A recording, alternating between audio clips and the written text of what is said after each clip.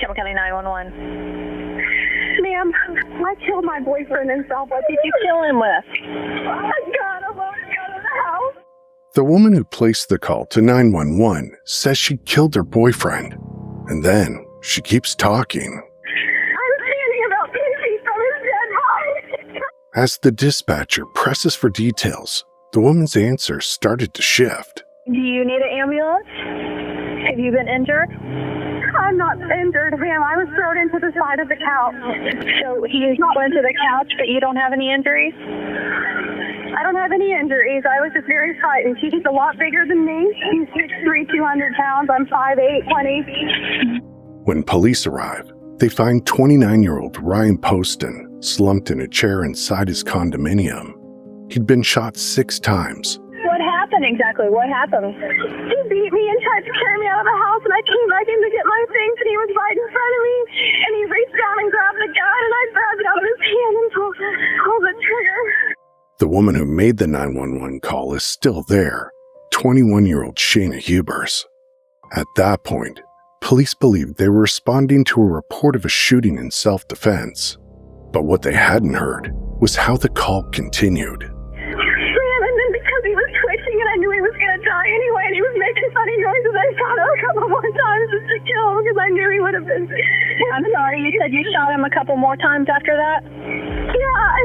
How many times did you shoot him total? I don't know. Okay, because he was twitching and you knew he was going to die, so you shot him again? I have to make sure he was dead because he was twitching so bad and I don't want to watch him. So you shot him instead of calling 911? Yeah, I did because I knew he was going to die anyway. That detail changed everything, because it reframes what police thought they were walking into and what actually happened inside the room. Before we get into what happened that night, it helps to understand who Ryan was and the kind of person people say he was. Ryan grew up in northern Kentucky, the oldest of 4 siblings. Those closest to him later described him as steady and reliable, someone who didn't look for conflict and really pushed back unless he felt he had to. In school, Ryan did well, studying political science, history, and geography at Indiana University, and he later went on to law school. By his late 20s, he was practicing law in Cincinnati, building what from the outside looked like a solid and promising career. But the people who knew him best also noticed something else. Ryan avoided confrontation whenever he could, not because he didn't care, but because he did.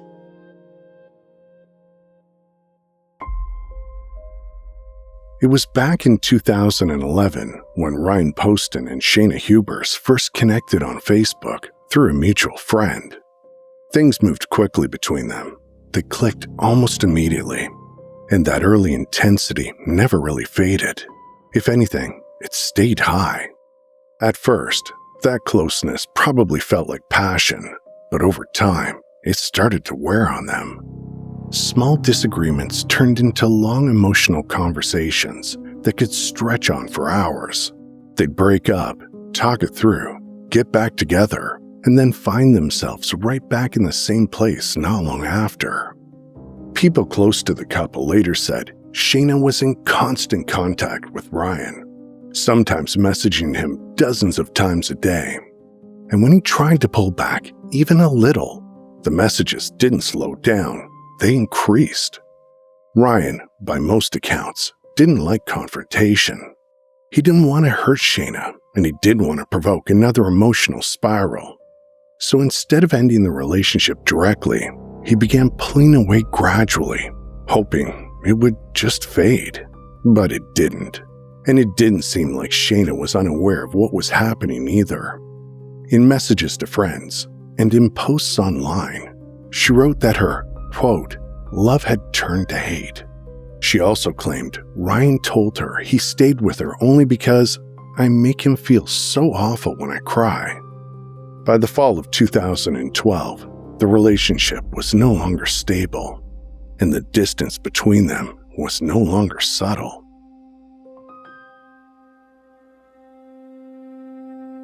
By early October 2012, people close to Ryan said he was emotionally checked out and responding less and less to Shayna, creating distance and acting like someone who'd already moved on. In fact, on the evening of October 12, 2012, Ryan was at home getting ready to go out on a first date with another woman. But before that could happen, Shayna showed up unannounced at his condo. What happened next between them has never been fully known. What we do know is that at 8:53 p.m., Shayna called 911, sounding distressed, but saying things that immediately stood out. When officers arrived and went inside the condo, they found Ryan seated in a chair, leaning back. He'd been shot 6 times. Investigators later learned that the gun that had been used belonged to Ryan himself. Shayna claimed Ryan attacked her and that he grabbed for the gun, but she got to it first. But almost immediately, things inside the condo began raising questions, like how there was no signs of a struggle. Furniture hadn't been moved. Nothing had been toppled over, and Shayna didn't have any visible injuries. By the time detectives finished processing the scene, they were left weighing 2 very different things: the account Shayna had given them and what the evidence in the room was actually saying. Their next step was clear. It was time to take Shayna in for further questioning. When Shayna was placed alone in the interrogation room, the camera was already rolling. What followed next wasn't a typical interrogation. There were no immediate questions.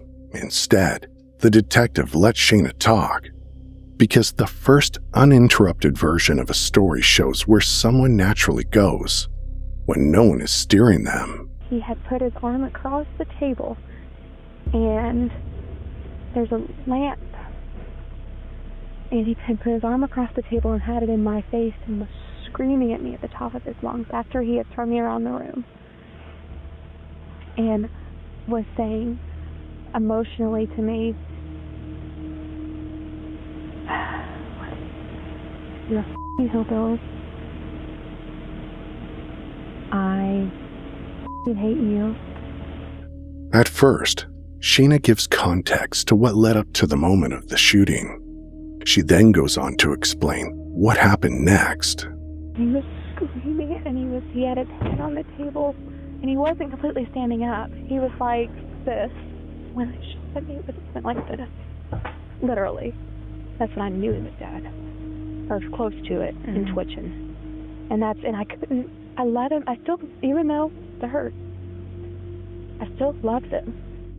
Shayna describes the moment the gun goes off and how what she did next was an act of love. That I couldn't stand to watch him twitch. I knew he was going to die or have a completely deformed face. He's very vain. One of our last conversations we had that was good was that he wants my best friend who's a dentist to do his veneers and wants to get a nose job. Just that kind of person. And I shot him right here. I gave him his nose job. He wanted. I broke it. Shayna's nose job comment and him being vain is a point in the interrogation that likely caused the detective to pause. It's the first moment where affection and resentment sit side by side. What she says next sounds like an internal monologue that has escaped into the room. I don't know if anyone will ever want to marry me if they know that I killed a boyfriend in self-defense. It's not funny, but... This is where Shayna's story shifts away from the shooting and toward what it means for her life. If I don't get any serious consequences, that I could really be happy just having a career and maybe not even ever getting married. Because this is very traumatic, you know. It's very traumatic for me to live with it. At one point during the interrogation, the detective leaves the room, and Shayna is left alone. She then starts pacing around and starts singing.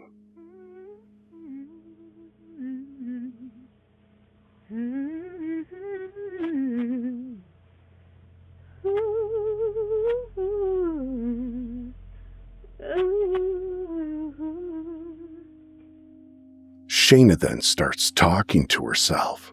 I did. Yes, I did. I can't believe I did that. When the detective walks back in, there's a brief moment where Shayna sounds shaken. It didn't last. Then I just walked around the table and shot him there. I knew he did that immediately. She then moves on to talk about Ryan's obsession with guns. His obsession with guns killed him. You know, I would never, I'm so Democrat, I would have never touched a gun in my life until I dated him. His big thing was, let's go to the range and go shooting. This is where the focus of Shayna's story widens again. The gun, his influence on her, taking her to the shooting range. Responsibility starts moving outward. At this point, Shayna's concern shifts toward how she's being seen, whether she's going to be believed, and how this is all going to look. And people that know him and know me should be able to come speak and feel Shayna's a good person. By the end of the session, detectives believe they've heard everything Shayna was prepared to say. The next step was deciding what to do with her. At that point, detectives shifted from listening to Shayna's account to testing it against everything else they could confirm.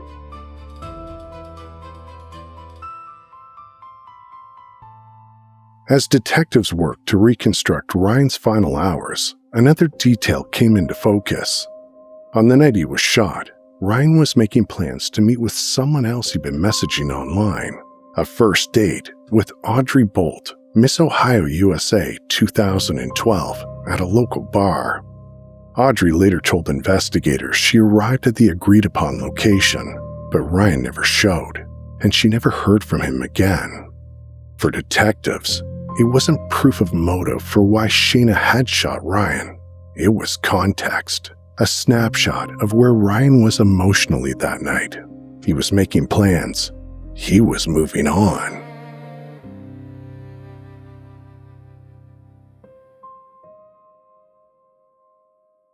Instead of being released, Shayna Hubers was formally arrested on a charge of murder. The decision was based on what detectives had seen at the scene and what Shayna herself had said on camera. Her bond was set at $3 million.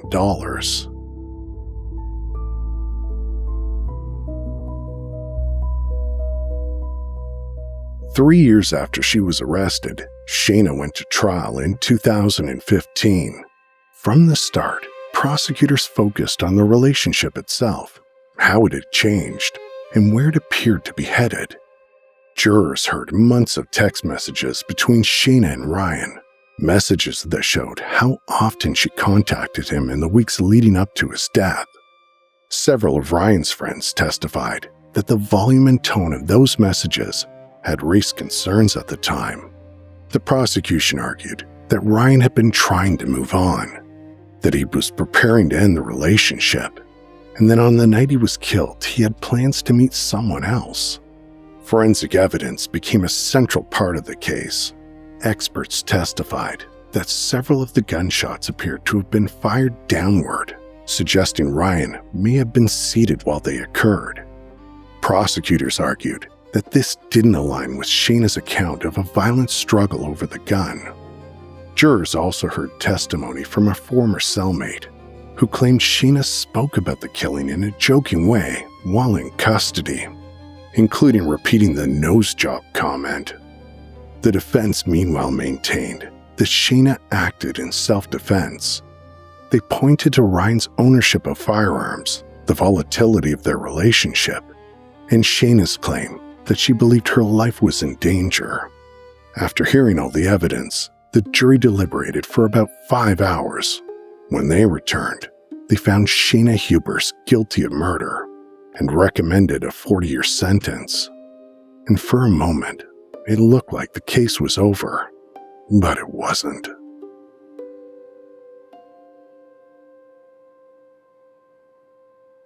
Months after the verdict, something unexpected came to light. One of the jurors had a prior felony conviction, a detail that under Kentucky law should have disqualified him from serving in the first place. information that hadn't been disclosed during jury selection. Because of that, the conviction was thrown out, and Shayna was granted a new trial. For Ryan's family, it meant starting over, reopening wounds they had only just started to live with.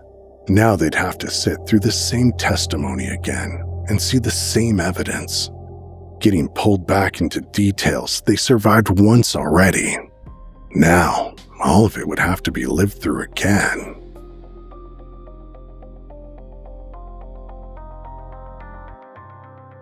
Shayna's retrial began in August of 2018, but this time she took the stand herself. When it was her turn to speak, Shayna described Ryan as abusive and told the jury she believed he was going to kill her, and that she fired because she was afraid. Her attorneys framed the shooting as an act of survival, arguing that she'd been emotionally overwhelmed and reacting in fear. The prosecution returned to the physical evidence, once again arguing that the facts inside the condo didn't match Shayna's account. Jurors also heard again about the text messages Shayna had sent earlier that month, messages where she talked about wanting to shoot Ryan at the gun range and play it like it's an accident. Both sides also brought in experts again, and the jury was asked to choose between two very different versions of the same night. But after hours of deliberation, the jury reached the same conclusion as before: guilty of murder. This time, the recommendation was life in prison, and in October of 2018, the judge formally handed down the sentence.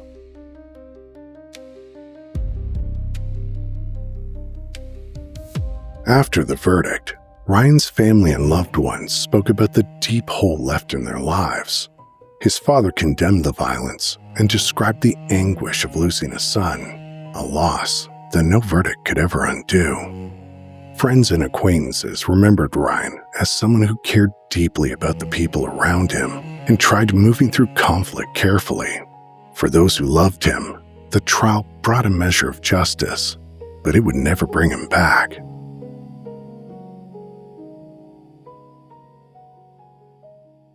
This wasn't a case that started with a gun. It started earlier than that, with a relationship that stopped feeling safe, but didn't end. With conversations that went in circles, and tension that sat unresolved day after day. That's the part people don't always see. How hard it can be to leave when emotions are tangled, and how dangerous things can become when one person feels an ending coming and the other can't let go. I just wanted to remind you that The Minds of Madness is also a long-running podcast with a back catalog of over 300 episodes, stories you can listen to anytime. So if you ever want to continue these stories when you can't watch, you can find us on Spotify, Apple Podcasts, or wherever you get your podcasts. So until next time, take care of yourselves and each other.